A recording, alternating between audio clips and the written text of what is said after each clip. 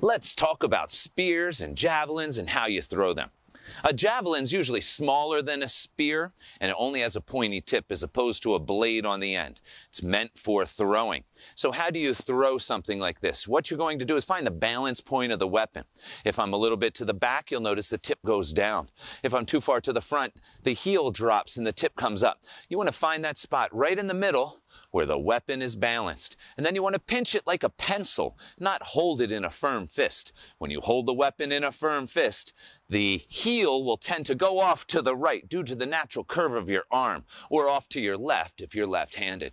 So by pinching it like a pencil, and you throw, and you want to push with the inside of the first knuckle here of your forefinger. So you're throwing like this, sending the weapon into the target on a straight, flat trajectory.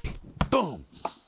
Now the nice thing about throwing these boffer javelins is that you don't have to worry about having a good sturdy backdrop.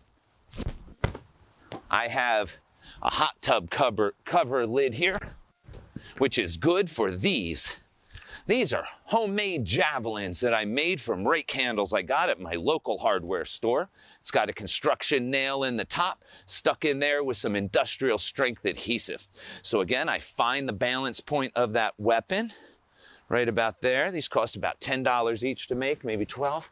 I stand with my left foot forward and the spear chambered over my shoulder, much like you'd throw a ball. And like a ball, I can step through or not. So here's a no step through. I can shuffle, so I'm not stepping through, I'm just shuffling forward to add momentum to my throw.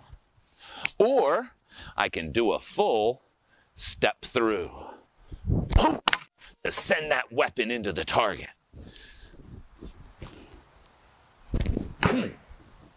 Now this is a spear. A spear does have a blade on the end. This is on a white waxwood shaft, good for spear fighting, also good for throwing. And this is a big, heavy spear with a big, thick hardwood shaft, very heavy, and it's going to probably go right through this hot tub cover lid. Boom. So not recommended to throw a spear that heavy. You don't need that. The javelins are fantastic enough. Okay, let me gather these up and I'll talk about some other ways you can throw your javelins and spears. So once you can throw stationary, you feel comfortable with that, you can try throwing on the move. Now I'm going to take these javelins in my left hand, I'm going to turn them over so that the tips are pointing behind me. And that way, when I pull a javelin from my left side with my right hand, the tip is already facing the target. And so now I'm going to close distance and throw all 4 of my javelins as I get closer and closer to the target.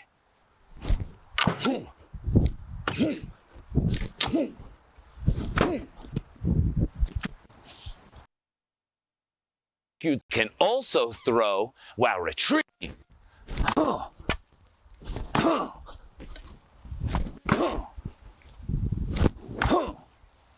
Throwing multiple spears forces you to find the balance point quickly while you're on the move, as well as adjusting for your range. Now, believe it or not, you can actually catch a spear. It's really fun when you know what you're doing. Let's take a look at how you do it. So how do you go about learning how to catch a spear? Well, I'll tell you one thing, you don't use one of these. You use one of these. This is a boffer javelin that we've made up, and it's got nice thick thrusting tips, and we can throw these at each other pretty hard. Even when they hit, they don't hurt much. The thing that hurts much is if the shaft ends up hitting you. That's what hurts.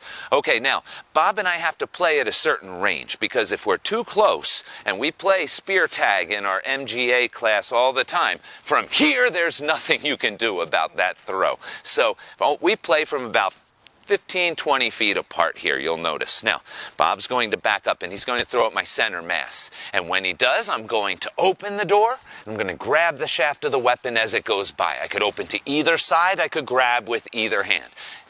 On either side. You'll see. Okay, here we go. So I back up and Bob takes aim at my center mass. I move and I grab. I move and I grab. Now I throw them back at Bob, aiming at his center mass, but not throwing as hard as I can. so that he can catch them. All right. Oh.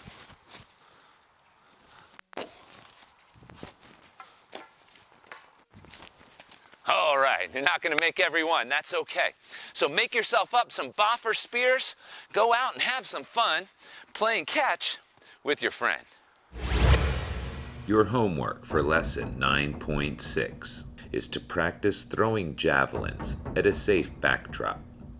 Also, practice catching padded javelins by playing catch with a friend.